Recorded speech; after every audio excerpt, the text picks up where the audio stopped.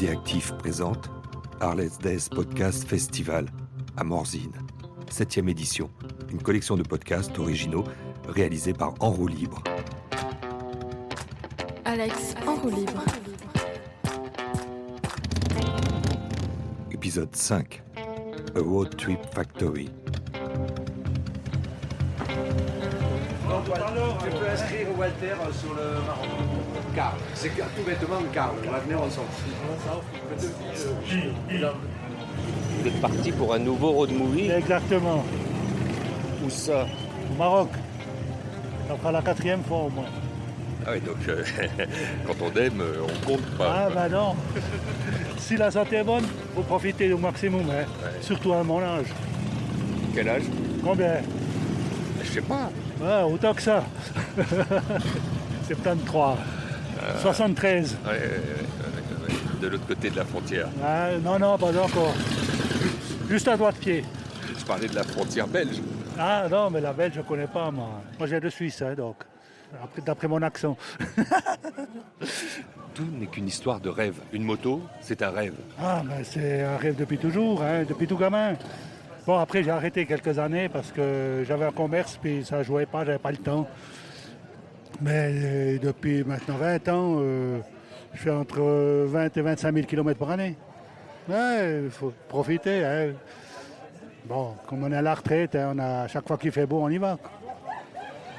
Et on fait le tour du monde. Non, j'ai pas fait le tour du monde. Avec si on compte les kilomètres. Ah, les kilomètres, oui. Ah oui, oh, les kilomètres, oh, oui. D'une traite, ça ferait long. Hein. Ici, c'est un univers un peu particulier. Vous êtes entre vous. Ouais. Et il y a beaucoup de solidarité, de fraternité. C'est magnifique, c'est magnifique. Bon, je vais aller faire un petit tour. Hein. Très bien, Walter. Tout bon, hein.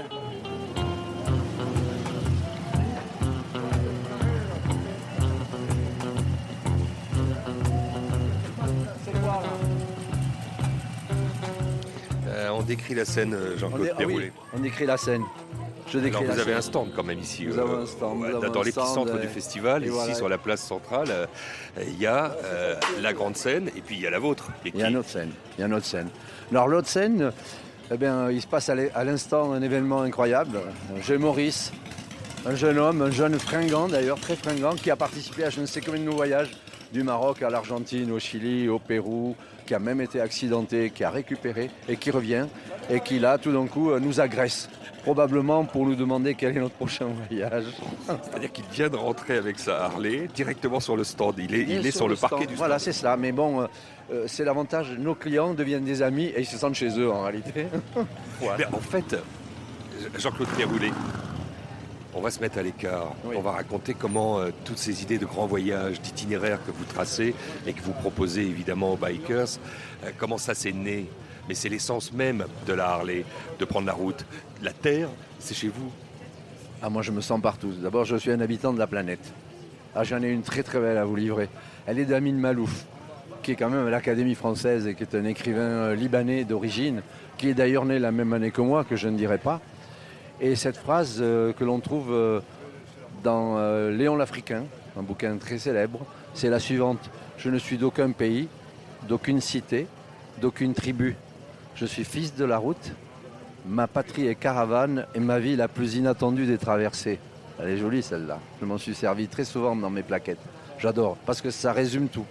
Je ne suis d'aucun pays, d'aucune cité, d'aucune tribu. Voilà. Donc chez nous, pas de couleur de peau, pas de religion, pas non plus l'aspect social, que tu sois pauvre, riche ou richissime, on s'en fout, on est tous pareils.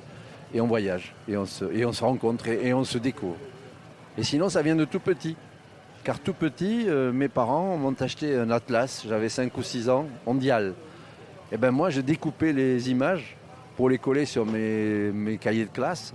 Et donc, j'ai su assez rapidement qu'on trouvait des wapitis ou des kangourous en Australie, ou un tatou en Amérique du Sud, ou un anaconda dans l'Orénoque au Venezuela. Et de fil en aiguille, ben, j'ai eu cette passion du voyage, toujours entretenue, et que je continue à entretenir. Voilà. Avec un moteur. Enfin, avec un moteur, sans jeu de mots. Oui.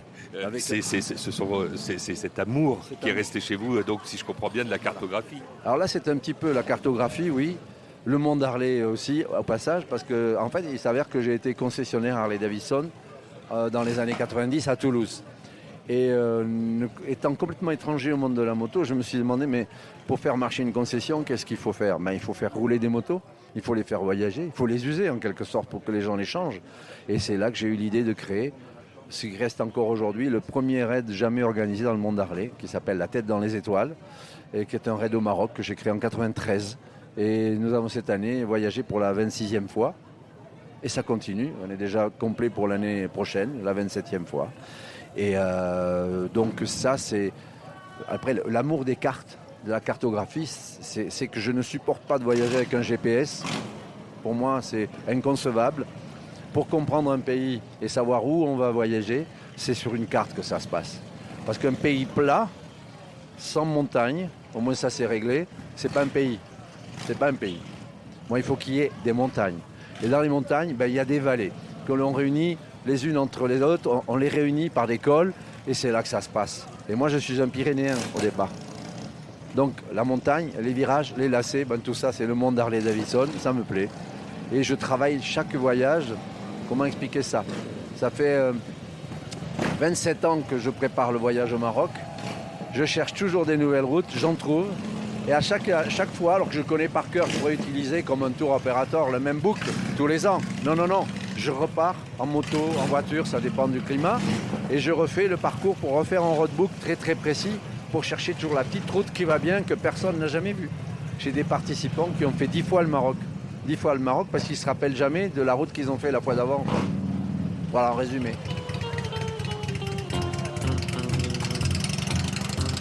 Marie-Désirée de Road Trip Factory, c'est comme ça que vous avez appelé votre grande entreprise. Tout à fait, on est une sorte d'usine de voyage, si on traduit littéralement. Oui, sauf que Factory, ça a un côté quand même un tout petit peu plus poétique, comme ça, évoqué. C'est tout un autre univers que celle de l'usine, quoi. Oui, c'est pas faux, mais en même temps, on va tellement dans des destinations qui ne le sont pas. On va principalement en Amérique du Sud, donc là, on n'est pas du tout dans un côté usine. On fait gaffe de ne pas se faire écraser par une grosse cylindrée. C'est quel modèle qui vient de m'éviter à l'instant ? Je pense que c'est un Road King qui a failli vous rouler dessus, cher Alexandre. Je vais vous mener à Jean-Pierre qui lui va pouvoir vous expliquer un petit peu toute la genèse de cette entreprise et d'où sont venues ces idées de voyage fantastique. On va aller à sa rencontre. Jean-Pierre Maldy. Du coup, moi ce qui m'intéresse, Marie-Désirée, c'est tout de même de butiner quelques paroles de vous, jeune, belle, magnifique sur cette place, aussi magnifique qu'une grosse cylindrée. C'est un univers très masculin, la moto finalement. Alors ça l'est effectivement, mais ça tend à devenir de plus en plus féminin et heureusement pour nous parce qu'on a complètement notre place dans cet univers et on a quelque chose à apporter, je pense, en tant que femme, justement dans ces codes qui sont très, très masculins, très cuir, très parfois bourrus, on va pas se mentir. On a une sorte de fraîcheur à apporter et je pense que c'est une très bonne chose que la cible féminine en tout cas soit en train de s'élargir et surtout pour Harley-Davidson qui est une marque emblématique depuis des années et des années, qui n'a plus sa réputation à faire. Et le fait que nous puissions rentrer dans cet univers-là est en train d'élargir tout simplement la cible de cette grande marque. On a cette grande marque en tête chantée par Brigitte Bardot. Mais là, ça positionne aussi la femme toujours comme un objet de désir, un objet qui accompagne le motard. C'est quelque chose qui doit vous effrayer parfois. Oh, pas du tout, parce que là, on est en train justement de passer aux commandes de tout ça. C'est qu'on n'est plus, nous ne sommes plus une sorte d'accessoire décoratif, c'est qu'on est en train de prendre les commandes de ces grosses machines et on s'en sort plutôt très bien. Si on se rapproche un petit peu des assurances, paraîtrait-il que les femmes ont quand même moins d'accidents que les hommes. Oh, j'en profite, je me fais plaisir, je le dis. En voiture, c'est la même chose. Et en voiture, c'est la même chose, donc... Oui, mais alors est-ce qu'elles ont les mêmes codes ? Vous, s'il fallait aller vite, Marie-Désirée, tiens, voilà un mot qui a peut-être conduit la personne que vous êtes à la désirer, cette moto, cette machine. Il y a une histoire de, de moteur individuel qui, à un moment donné, vous fait rencontrer l'objet et vous le fait chevaucher. Alors, il y a plusieurs positionnements. Le mien, en tout cas, ce qui m'a attiré, c'était d'arriver à faire quelque chose là où on ne m'attendait pas. Il y avait une sorte de challenge. Et l'idée de pouvoir piloter une machine aussi grosse que ça, en termes de cylindrée, il y a un côté challenge de vie qui est assez intéressant. Et du coup, ça devient effectivement assez sexy et assez attirant. Parce qu'on y arrive extrêmement bien. Sexy, attirant, il y a un défi, mais il n'y a pas une déféminisation. Non, au contraire, on l'assume de plus en plus par rapport à ça. Je pense qu'on a vraiment complètement notre place en tant que femme assumée et très féminine dans ce milieu-là. On n'a pas besoin d'avoir des codes de garçons pour le faire. Et c'est très bien. Ces codes du biker, du motard, ils sont universels. Oh, je pense, oui. On se reconnaît tous. Mais ces codes, justement, sont aussi en train de se féminiser quand on se penche un petit peu sur ces marques de moto. Ne serait-ce que dans les corners vêtements, les vêtements pour la femme c'était très minime. Et C'était quoi ? il devait y en avoir, il y avait quelques blousons qui n'étaient pas du tout ajustés avec des coupes féminines. La mode ne s'était pas du tout penchée sur ces vêtements-là. Et maintenant, dans chaque marque, dans chaque concession, les corners de vêtements sont de plus en plus féminins. On retrouve de plus en plus de place, en tout cas, pour ces vêtements-là qui s'adaptent au corps, au look, à l'esthétisme. Donc c'est bien, ça se développe. Mais à propos d'esthétisme, il y a des choses qui accompagnent dans les codes. Justement, l'univers des motards, des bikers, c'est souvent les mêmes bijoux, c'est souvent les mêmes enseignes ou insignes, c'est souvent les mêmes tatouages, c'est souvent les mêmes rappels. Ça peut, ou pas. On est capable aussi de se démarquer, d'avoir un look qui n'est absolument pas dans les codes Harley-Davidson. Regardez-moi, je suis en jean basket, je porte absolument rien de cuir et je suis pas tatouée. Et je porte pas de bijoux en fer, j'ai aucune tête de mort sur moi, et donc comme quoi. Et pourtant, je fais de la moto depuis 6 ans maintenant, et uniquement sur Harley-Davidson. Et je pense me fondre pourtant dans cette masse, quoi, sans avoir les codes. Donc après, c'est propre à chacun. Mais effectivement, c'est des signes quand même de ralliement. L'univers de la moto, ça reste une sorte de grande famille et une grande confrérie. Donc effectivement, vous avez raison, il y a des codes vestimentaires qui sont similaires d'une personne à une autre. Mais heureusement, on a quand même chacun notre personnalité derrière, quoi. Hier, j'ai rencontré, il était déjà tard, un motard qui arborait, en tout cas, qui s'était grimé. Il portait un masque de tête de mort, on appelle ça un skull, lui-même. Pourquoi aller si loin dans ce genre de travestissement ? Ce serait pas politiquement correct de répondre à cette question. On s'en fout du politiquement c'est correct. Vrai. Je pense qu'il y a certaines personnes qui se déguisent en biker. Voilà, qui sont pas forcément dans l'état d'esprit, mais qui arrivaient le week-end. Et c'est quelque chose de très convivial, hein. C'est par l'envie et par plaisir de retrouver les copains, de retrouver cet état d'esprit. Donc arriver le week-end ou arriver le rassemblement, on met le parfait déguisement du biker. Et donc là, on va sortir tout ce qui est folklorique. La tête de mort, la tête de loup, la tête d'aigle, le blouson de cuir. Et puis on va retirer ça le dimanche soir pour retourner dans sa vie quotidienne qui est peut-être un petit peu moins rock'n'roll. Mais là, du coup, on en voit tout le temps d'un week-end. Donc on va tout sortir. Et surtout quand on se retrouve ici, dans ces périodes de fête, parce que les Harley's Days, c'est 4 jours, c'est quand même 4 jours qui ressemblent aussi à un carnaval. Oui, mais c'est tout le folklore de cette marque aussi, avec ses codes visuels, ses codes Incroyable. Ah oui, c'est un vrai rassemblement de gens passionnés qui se retrouvent autour du même plaisir de la moto. J'adore votre t-shirt. Terre de Scrambler, Road Trip Factory. Avec la route 40. Avec la route 40, c'est pour changer de la route 66 aussi. Et celle-là, c'est celle qui traverse la cordillère des Andes. Tout à fait, exactement. C'est magnifique. Une autre route mythique, parce que voilà, ce que permet le voyage, c'est l'aventure. Cette aventure, c'est celle qu'on a en tête, mais c'est celle qu'on arrive à concrétiser en chevauchant les grands espaces. Bien sûr, et la route 40 est tellement fantastique en termes de paysages et de diversité de paysages. Sur une centaine de kilomètres, vous pouvez radicalement changer de décor. Ça peut être un désert très sec et aride, et puis une centaine de kilomètres plus loin, ça va être une région viticole. Parce que l'Argentine est très connue pour son bon vin. Et puis après, vous allez arriver dans une forêt de cactus. Donc il y a une variété de paysages qui est extrêmement incroyable sur cette route 40. Donc elle est passionnante à traverser.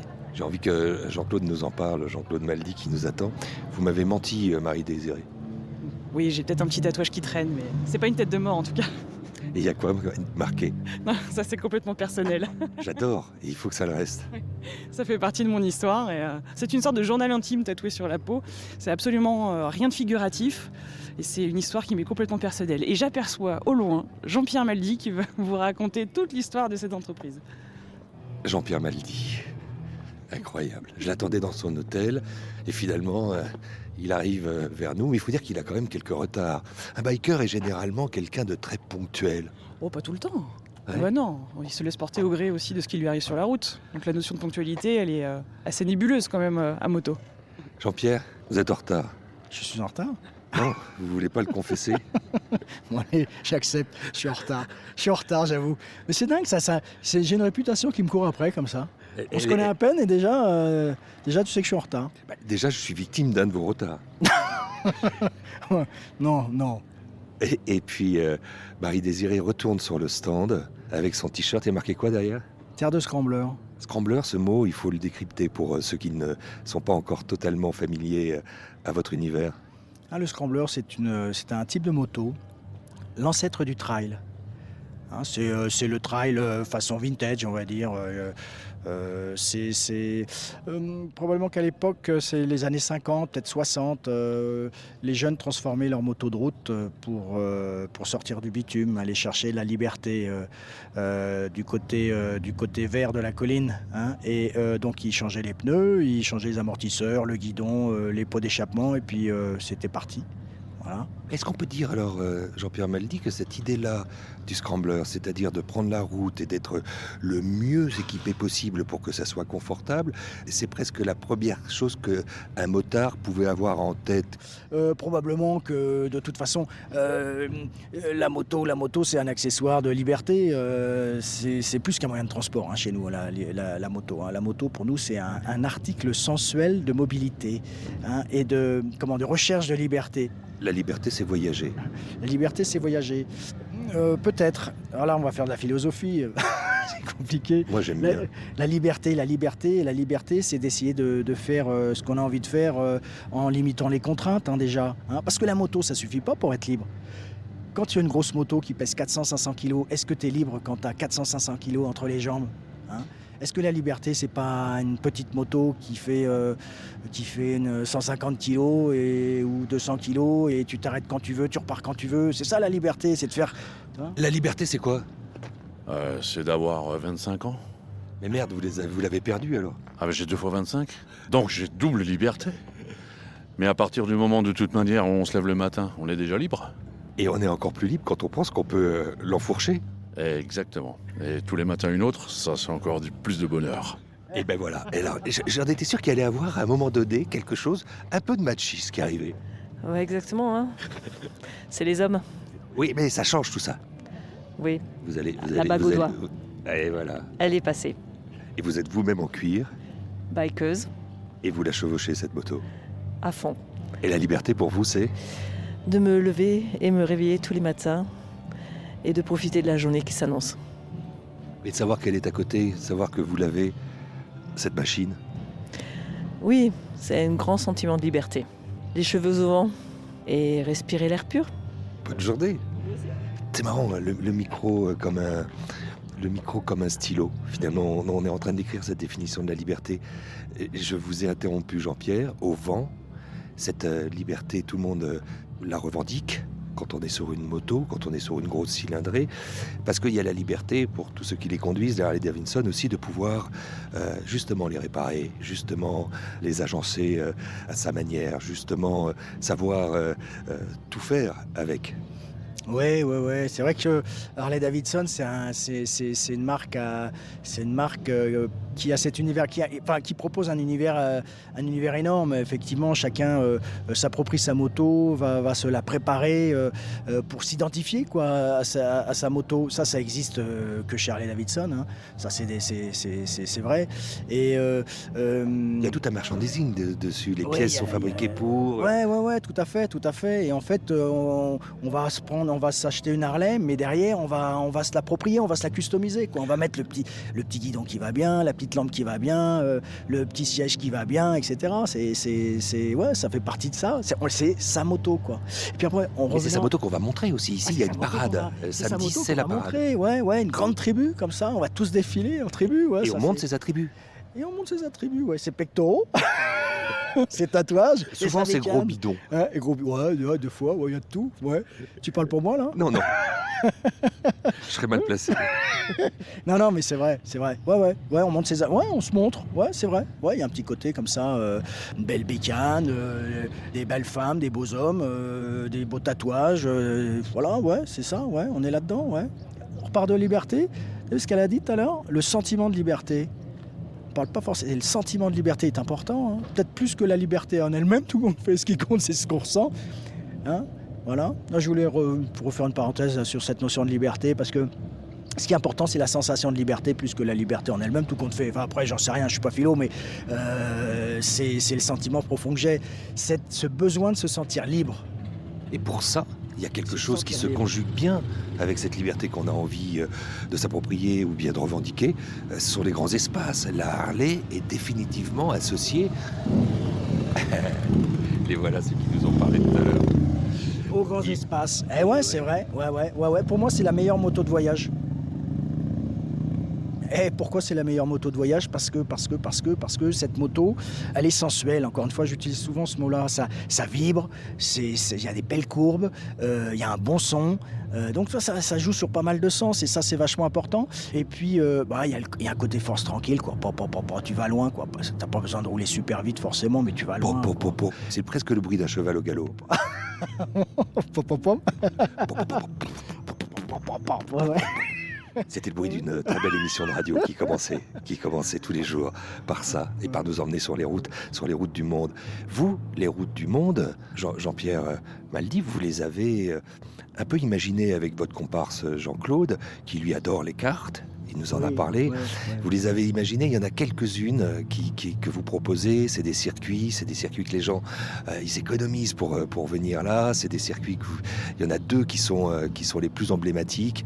Il y a celui qui passe par l'Atlas marocain, je crois. Et puis il y a aussi cette route 40 ou en tout cas tout le sud de l'Argentine. Oui. On aime bien aller emmener nos Harley traîner dans des contrées où on s'y attend pas, où on les attend pas. Oui, la route 40, on est un peu des spécialistes de cette destination et de la route 40. La route 40, c'est la colonne vertébrale de l'Argentine. Hein, elle traverse toute l'Argentine du nord au sud. En longeant la cordillère des Andes, même en passant sur la cordillère des Andes, puisqu'on a un passage, on a le col de la Bras de la Caille qui culmine quasiment à 5000 mètres. C'est donc une route qui s'étend sur 5000 km. C'est une route mythique parce que le Che l'avait emprunté. Ouais, alors, emprunté un petit bout le Che. Pas grand-chose, mais bon, c'est les mythes, souvent ça tient à pas grand-chose. Oui, mais vous l'utilisez ça, sur la brochure, vous l'évoquez. Ouais, un petit peu, c'est vrai, on fait un peu de marketing là-dessus. Ça, c'est vrai, faut l'avouer, mais c'est pas l'essentiel. C'est ce qui fait le côté mythique de cette route. C'est surtout une route initiatique pour les Argentins. C'est une route, souvent les jeunes Argentins peuvent se dire, bon allez, après mes études, je vais la faire à vélo, je vais la faire à pied, en stop, avec ma vieille bagnole, ma vieille Ford fabriquée qui a 40 piges là.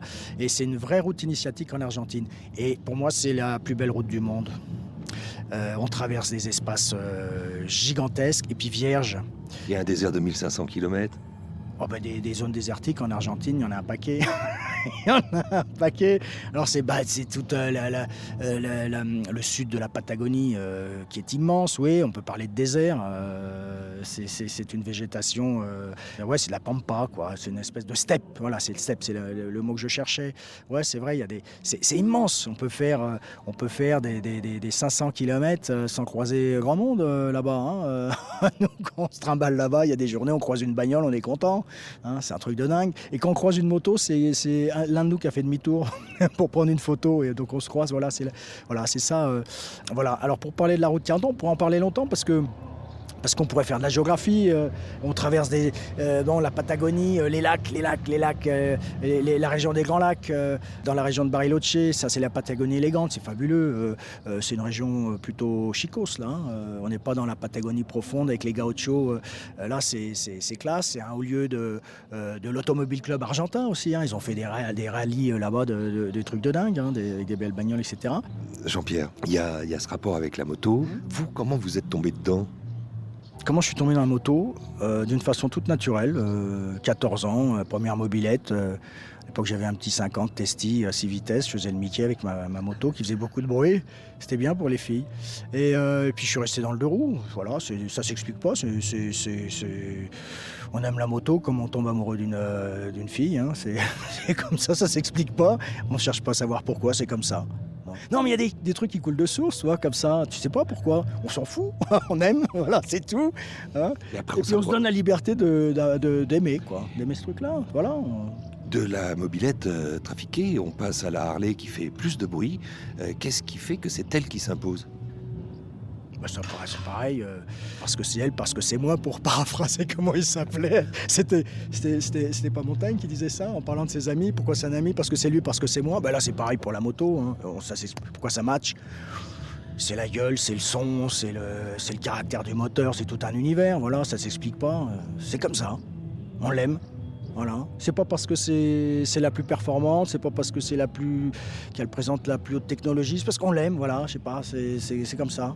Je pourrais pas t'expliquer pourquoi. Voilà. Mais on l'aime avec tout ce qui vient avec. Les codes, Non, les pas objets. non, pas forcément. Ça dépend. Oui, c'est très codé l'univers Harley, mais il n'y a pas que ça. Il n'y a pas que les codes Harley purs que tu as pu voir. Qu'on voit ici, c'est la grande foire. Ah oui, mais après tu as d'autres codes qui vont plus vers la custom culture. C'est un univers, c'est multi-univers. On peut parler des univers Harley. C'est unique ça, hein. Il n'y a pas d'autres marques qui fonctionnent comme ça. C'est un truc de dingue, hein. Entre la custom culture, les chapters, tu vois, tu vas croiser des mecs tatoués de partout, tu vas croiser le notable du coin qui va être déguisé en bad boy le temps d'un week-end. Tu rencontres de tout, quoi. Toutes les catégories sociales, tu vois, c'est dingue. Hein, voilà. Et tu vois, moi, je n'ai pas forcément le look... Bah non, petit t-shirt, pas de tatouage, un petit jean, pas de bottes de moto, Non. pas de bague, pas de... Non, je suis un élément Pas à de part. signe distinctif. Non, pas de signe distinctif. Non, comme quoi, toi, et j'adore cet univers. J'adore ces univers. Toi, je m'y sens bien. Voilà. Et puis encore une fois, c'est la moto, c'est les voyages. Pour moi, la moto, c'est les voyages, quoi. Hein, d'accord. Et des gens qui voyagent avec nous, pareil, tu vas voir des gens qui auront les codes des chapters, tu vas voir des gens qui auront les codes plutôt des préparateurs ou du monde de la custom culture, etc. Voilà, tous ces univers. Mais j'aime bien. C'est bien d'être dans des milieux comme ça, variés, riches. C'est bien ça. C'est histoire d'être ensemble et puis de vivre ensemble autour de la moto. Mais c'est vrai que la notion de tribu est importante. La notion de tribu, de rouler ensemble, est vachement importante. Être ensemble, parce qu'aujourd'hui, dans les Harley SD, c'est un peu de ça dont il s'agit. Alors, je ne vais pas reprendre le vocabulaire religieux, c'est la grand-messe. Oui, c'est la grand-messe, mais t'as vu qu'il n'y a pas que des Harley. Ouais, j'en ai vu peu d'autres. Il y a bien sûr 99-95% de Harley, ça c'est évident, mais tu ouvres les yeux, il y a d'autres motos. T'as de la Triumph, t'as d'autres bécanes comme ça, et puis mais bientôt ils rouleront Harley aussi. Probablement. La Harley vaincra. Ouais, probablement, si les gens ont envie de se marrer. Elle a passé des périodes difficiles. Elle a passé des périodes où justement on l'accusait de plus être aussi qualitativement intéressante que bien d'autres. Et elle a su relever tous ces défis.